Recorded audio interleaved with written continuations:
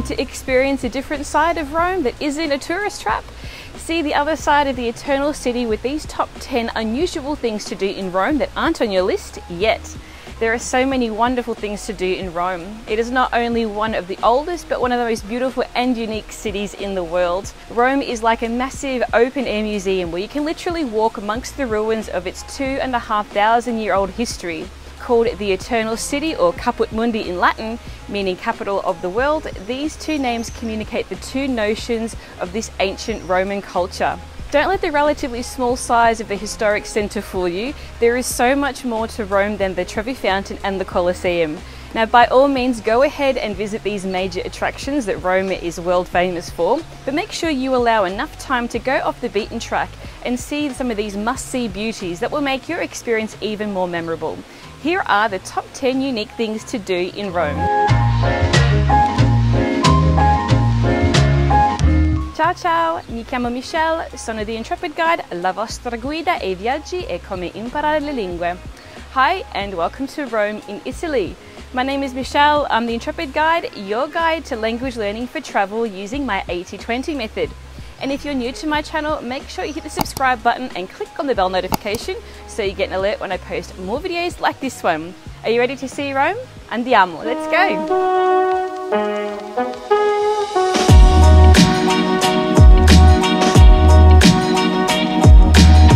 Built on top of a 2nd century temple, Santo Stefano Rotondo is an ancient basilica and church dating back to the 5th century AD.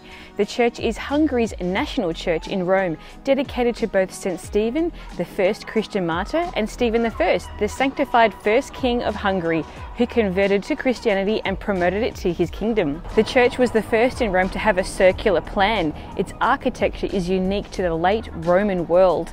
The altar in the centre of the church was ordered by Pope Gregory VIII, along with the frescoes along the outer arcade walls, which portrayed the grisly deaths of 34 martyrs.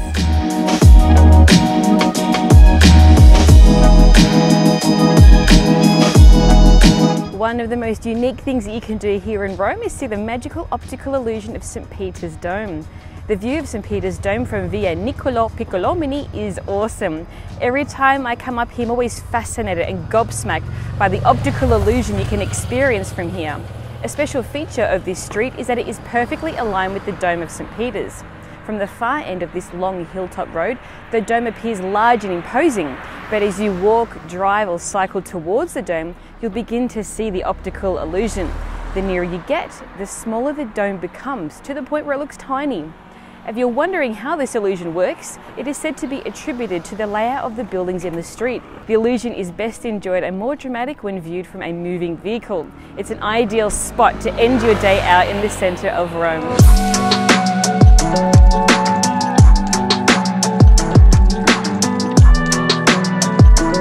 You know the saying, all roads lead to Rome? Well, this road stretched all the way to the southeast coast seaport of Brindisi in the region of Puglia in Italy.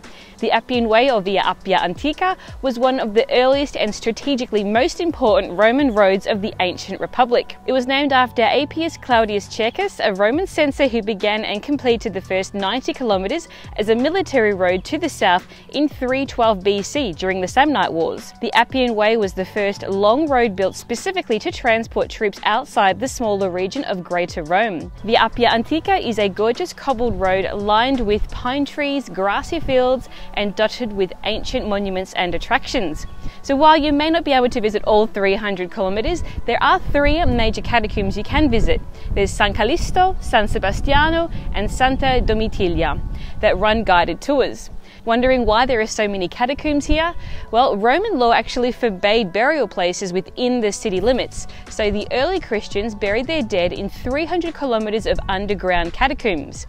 Another interesting fact is that Spartacus and 6,000 of his slave rebels were crucified here in 71 BC. The best time to visit Via Appia Antica is on a Sunday or during public holidays, when the whole area is closed to traffic and thus becomes Rome's biggest pedestrian zone. As you explore the ancient road, you will be rewarded with stunning views of the remains of 7 Roman aqueducts dating back to the Republican and Imperial age. The ancient house Villa dei Quintilli, situated here, was so desirable that Emperor Commodus murdered the owners to have it for himself.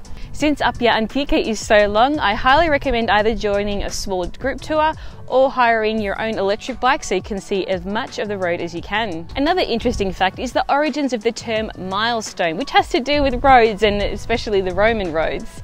Now, after the Imperial Forum in Rome was built, the Romans placed a stone there, and then they placed additional markers on the roads leading out of Rome. Each of these markers was placed at a distance of 1,000 paces. And since a pace was approximately 5 feet, 1,000 paces was approximately 5,000 feet in modern measurements. And since a unit of length was 1,000 paces, the Romans called this distance mila, the Latin word for 1,000. We've taken this measurement in English as mile, and that's why a modern mile comes from the Latin word 1,000, but it actually represents a measurement of slightly more than 5,000 feet in modern measurements. Each of these markers was called a miliarium, and this word comes into English as milestone. So as you travelled in and out of Rome and you passed a milestone every 1,000 paces, this was a mark indicating how far you had come or how far you have left to go. And it's in this sense that we've inherited the term milestone to refer to a level of achievement or accomplishment. While there is archaeological evidence that human occupation in the area of Rome dates back to at least 5,000 years, the traditional date for the founding of Rome is 753. The tale of the founding of Rome is recounted in traditional stories handed down by the ancient Romans themselves as the earliest history of their city in terms of legend and myth. The most popular of these myths is the story of Romulus and Remus, twins who were suckled by a she-wolf as infants. As legend has it, Rome was founded in 753 BC by Romulus and Remus, the twin sons of Mars, the god of war. The twin boys were left to drown in a basket on the Tiber by a king of nearby Alba Longa and rescued by a she-wolf. When Remus and Romulus became adults, the twins defeated the king and decided to establish a city of their own. However, they disagreed about the location of the city. Romulus wanted it to be on the Palatine Hill, currently where the Roman Forum is, while Remus wanted to found the city on the Aventine Hill. Remus and his followers eventually attacked, and Romulus killed his brother, and Romulus became the first king of Rome, which is named after him.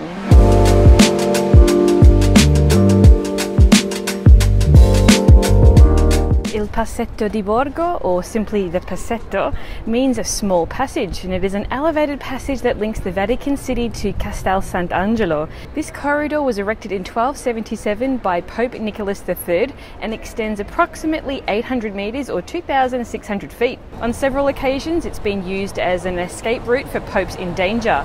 In 1494, Pope Alexander V crossed it when Charles VIII invaded the city. Then in 1527, during the sack of Rome, Clement VII escaped to safety through this passage when troops of the Holy Roman Emperor massacred almost the entire Swiss Guard on the steps of St. Peter's Basilica.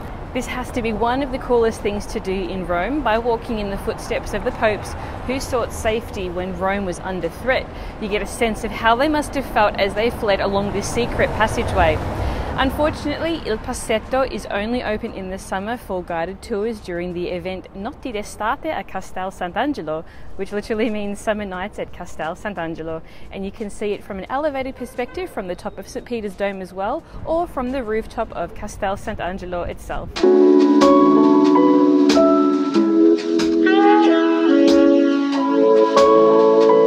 Granted, this one might be already on your list, but it's definitely worth mentioning. The baths of Caracalla are the largest surviving ruins of an ancient baths complex in Rome. This is a must-add item to your list of unique things to do in Rome. This crumbling complex of brick walls, broken archways, and the remains of floor mosaics extends over an impressive 33 acres. Commissioned by Septimius Severus before his death, the baths were named after his son Emperor Caracalla, who reigned from AD 211 to 221. Caracalla is remembered as one of the most notorious of emperors due to the massacres and persecutions he authorized and initiated throughout the empire. Despite his threatening demeanour, Caracalla proved to be a strong administrator, evidenced by his granting Roman citizenship to all freemen throughout the Roman Empire. The baths of Caracalla were fed by a dedicated aqueduct that accommodated a staggering 1,600 bathers at a time. The baths provided two basic functions for ancient Romans: sanitation and an opportunity to socialise. There were two palestra or gyms, two libraries, one for Greek texts and one for Latin texts, and plenty of shops. When you visit here, be sure to go on a guided tour during your visit, where you'll be fascinated to learn how the temperature of the water was controlled and how each of the three major baths, the Tepidarium, Calidarium and Frigidarium, were used. If you're visiting Rome during the summer months, you can even see live performances here. The baths create a superb and dramatic backdrop while watching an opera in its grounds. Here are some fun facts that you may not know about the city of Rome. Number 1. Cats are loved and protected in Italy. A person convicted of killing a cat, either owned or stray, can face a €10,000 fine and up to 3 years in prison. There are roughly 300,000 feral cats in Rome. In fact, the Rome City Council protects them due to their ancient bond with the city, citing that they are part of the city's bioheritage. A sanctuary of 250 cats was established at Largo di Torre Argentina, where Julius Caesar was assassinated by Brutus. Number 2. St. Peter's Basilica isn't a cathedral or the official seat of the Pope. For all its importance, St. Peter's Basilica isn't the official seat of the Pope, nor is it the first in rank amongst Rome's basilicas. Both of those accolades instead go to San Giovanni in Laterano, the mother church of the Roman Catholic Church. But because of the size of St. Peter's and its location next to the residence of the Pope, most of the church's most crucial ceremonies are held there instead. Rome is home to hundreds of fountains, and there are 50 fountains in the city that can be considered large, including the oldest and most famous Trevi Fountain. And there are also multiple smaller fountains with the exact number impossible to count. Tourists throw almost €1 million into the Trevi Fountain every year, because legend has it that by tossing a coin into the fountain, that means that you will no doubt return to Rome. The Trevi Fountain, or Fontana di Trevi in Italian, is Italy's largest and most famous Baroque fountain, standing 85 feet high and 65 feet across. The fountain is located at the junction of 3 roads, or tre vie, which marks the terminal point of the modern Acqua Vergine aqueduct. The revived Acqua Vergo, one of the aqueducts that supplied water to ancient Rome. In 19 BC, supposedly with the help of a virgin, Roman technicians located a source of pure water some 13 kilometers from the city. However, the eventual indirect route of the aqueduct made its length some 22 kilometers or 14 miles. This Acqua Vergo led water into the baths of Agrippa. It served Rome for more than 400 years. Number 4. The Romans died from bad air. Now, malaria was rife in Rome in ancient times, but was the biggest killer up until the 20th century. Malaria, which literally means bad air or malaria, the ancient Romans knew that September and October brought this bad air or malaria. Little did they know that it was mosquitoes who thrived in these humid conditions.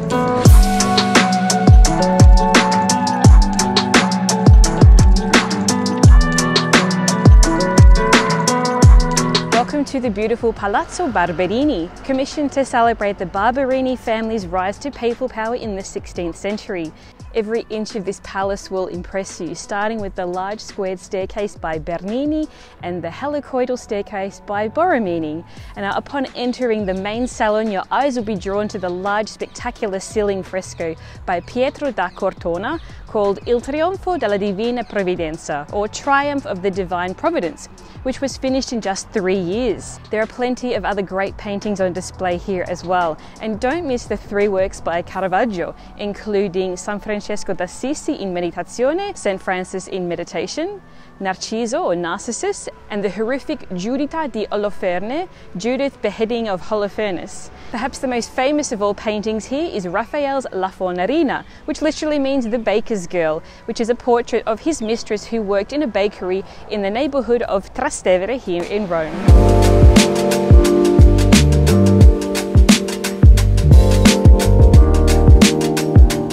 Unknown to most visitors and even locals is Quartiere Coppedè, which gets its name from Gino Coppedè, a Florentine architect who designed and built this quarter between 1913 and 1926. Upon entering this tiny neighbourhood from Via Tagliamento and Via Dora, you'll see Tuscan turrets, Liberty sculptures, Moorish arches, Gothic gargoyles, frescoed facades and palm-fringed gardens, all located around Piazza Mincio.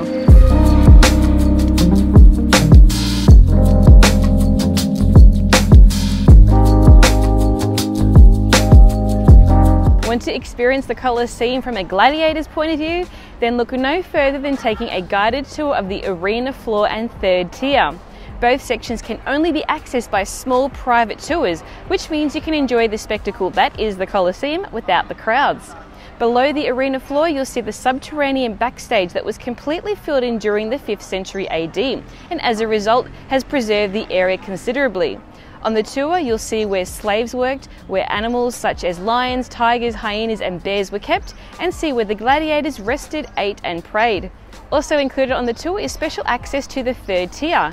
This area offers unique views unseen from anywhere else in the Colosseum. Enjoy an uninterrupted view of both the immense interior of the Colosseum as well as out across the city of Rome. The Colosseum in Rome is the largest amphitheatre in the world. An amphitheatre means theatre in the round. Measuring 189 metres long, 156 metres wide and 50 metres high, this ancient sporting arena is also known as the Flavian Amphitheatre because it was built during the Flavian dynasty. It got the name Colosseum because of a statue that was located alongside the amphitheatre called the Colossus of Nero. Unknown to many visitors is Emperor Nero's hidden palace called Domus Aurea, or the Golden Palace, which is located just opposite the Colosseum. If you have time and the palace is open, I highly recommend you also visit Nero's palace, Domus Aurea.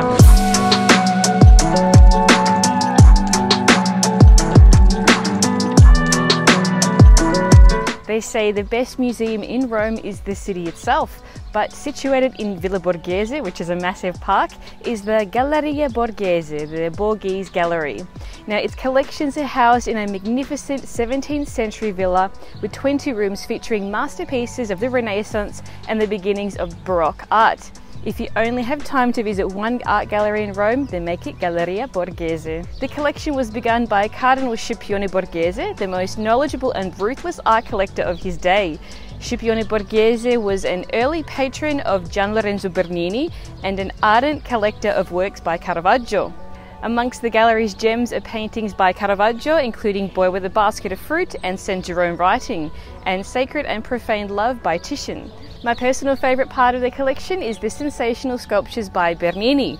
Look out for Bernini's Rape of Proserpina and Apollo and Daphne. As with most museums in Rome, it's closed on Mondays, so visiting Galleria Borghese must be booked in advance, and they are available in 2-hour time slots. This ensures that you'll have plenty of time to wander around without having to navigate the crowd.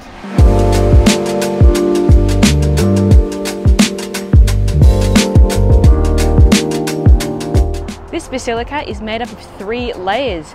The present building, founded during the medieval period, then there's a house of a member of the Roman aristocracy, and a 4th century church which is underneath the basilica. From the outside, St. Clement Basilica looks like any other basilica, but once inside you'll be led on a fascinating journey into the history of Rome.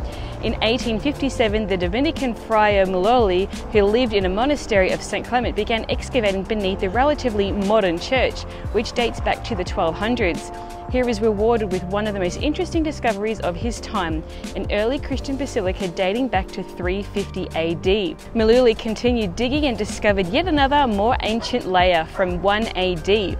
All of this located just a short walk from the Colosseum. Upon entry, you will see the beautiful interior of St. Clement Basilica, which features a marvellous 12th century apse mosaic depicting Trionfo della Croce, Triumph of the Cross, and wonderful Renaissance frescoes in the Chapel of St. Catherine. For a €10 admission fee, you can explore the excavations on the lower 2 levels. Take the steps down to the 4th century basilica, which was mostly destroyed by Norman invaders in 1084. And look out for the faded 11th century frescoes illustrating the life of St. Clement. Continue down down another level to see a 1st century Roman house and a dark 2nd century temple to Mithras, which features an altar showing the god slaying a bull. To add to the atmosphere, you will hear the eerie sound of a subterranean spring which flows through the Republic-era drain. This place is not to be missed.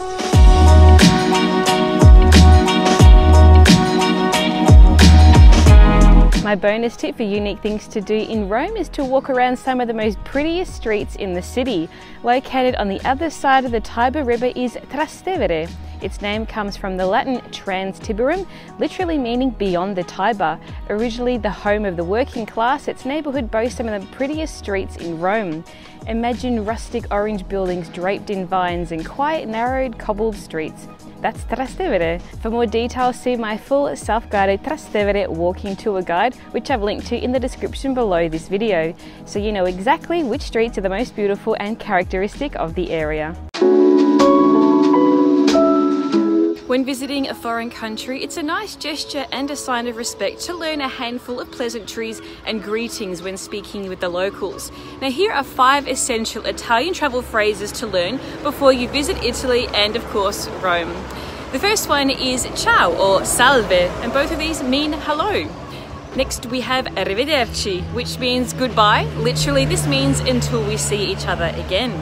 Then we have grazie, which means thank you. Remember to pronounce the IE ending at the end, it's grazie. Then we have mi scusi or permesso, both of which mean excuse me, but are used in different contexts.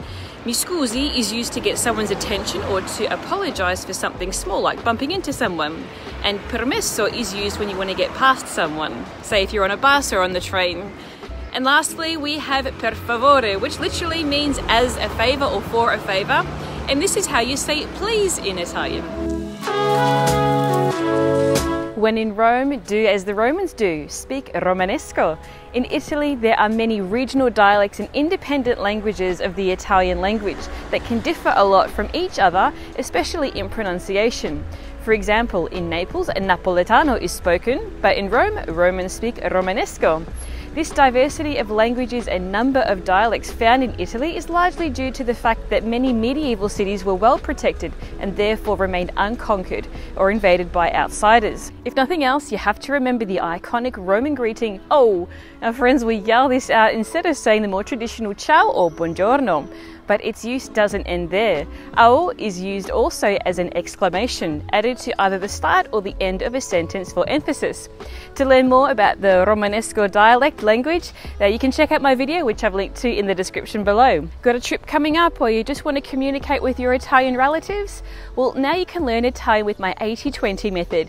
Just click on the link in the description below and check out my online video language courses that will help you become conversational in Italian. In the meantime, hit that like button, subscribe to my channel and turn on those notifications so you get an alert when I post more videos like this one. Until next time, thanks for watching and happy language learning and buona vacanza. Have a great trip. Ciao!